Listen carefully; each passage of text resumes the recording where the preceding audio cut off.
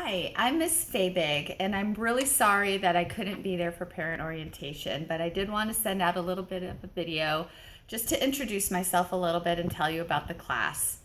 Um, so, this is going to be my second year of teaching psychology as well as AP psychology at Paradise Valley High School.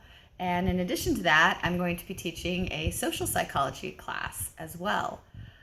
So I have a master's degree in psychology, and this will be my 8th year teaching. So, just to give you a little bit of background on myself. Now, social psychology and psychology are both electives. And so, keeping that in mind, we don't really have any state standards or state tests that we have to try and work towards in this class. However, I do try to use the American Psychological Association standards that they have set out for high school psychology classes. And I also use the AP standards as well as college class standards for sort of a guide for the structure of the class and the units that we're going to cover. However, since it is an elective class, it does give me a little bit of freedom and allow the students to be a little bit involved in the process. So I choose a few units that are mandatory that we're going to cover. But then I allow the students to have some choice in choosing what other units we'll cover, since we don't have enough time to cover every aspect of psychology and social psychology in these classes. I do let the students have some choice. So in the syllabus, which hopefully you have seen already and signed, there's a list of all of the possible units that we could cover in class. And in a few weeks, I'll be giving the students some descriptions of each of the units and let them choose which ones they really want to hit. Research has shown that the more involved you get students and the more choice you allow them in their education, the more interest that they show and the more intrinsic motivation they have. So we will be covering a variety of topics, but we don't know exactly what yet because the students are going to help determine that. All the classes will be definitely learning about research in psychology, how to evaluate credible sources, how to evaluate psychology research that you see online and in the media. So they'll be learning those skills. The regular psychology class will also be having a biology of the brain unit, which is a required class. We'll be learning about how the brain works, neurotransmitters, the endocrine system, and how brains can be changed over time and with malleable intelligence, basically.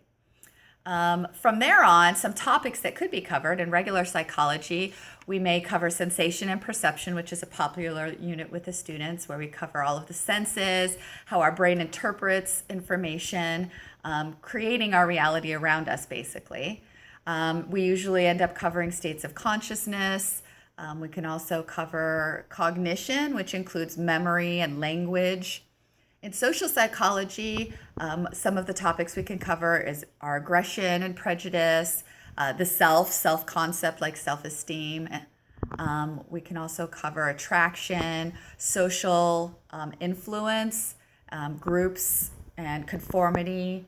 So there's a wide variety of topics that are available for us to cover, all of which are hugely relevant to high school students' lives. I think that they really enjoy the class and find it meaningful. Hopefully, they'll be coming home and sharing with you guys a lot of what they're learning in the class and maybe trying to psychoanalyze you a little bit.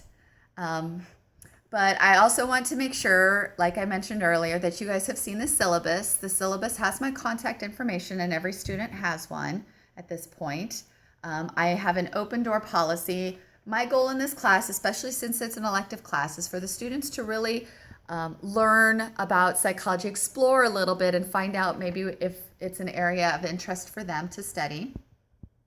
So I have a little bit less emphasis on tests and worksheets and jumping through hoops, as simply exploring and teaching them how to be critical thinkers, how to question what they know, to look at it from different angles, and to really start exploring the world around them, talking about motives, talking about social problems and issues. In fact, their project for the semester is going to be a consultation project where they get to choose an organization that they will be hired as a consultant for, and they're supposed to pick a social problem to address in that project as well. So you can ask them about that in the next couple of weeks as we develop the topics for those projects. But I really do want to communicate with you guys. Please feel free to contact me at any time. My information is on the school website as well as the syllabus. We also have a class website, which is on the syllabus as well. And on that class website is a daily diary that for each class, which lists what we do every day. So if students are absent, they can check and see what we've done the day that they missed. There's also an assignment calendar on there that you can check as well.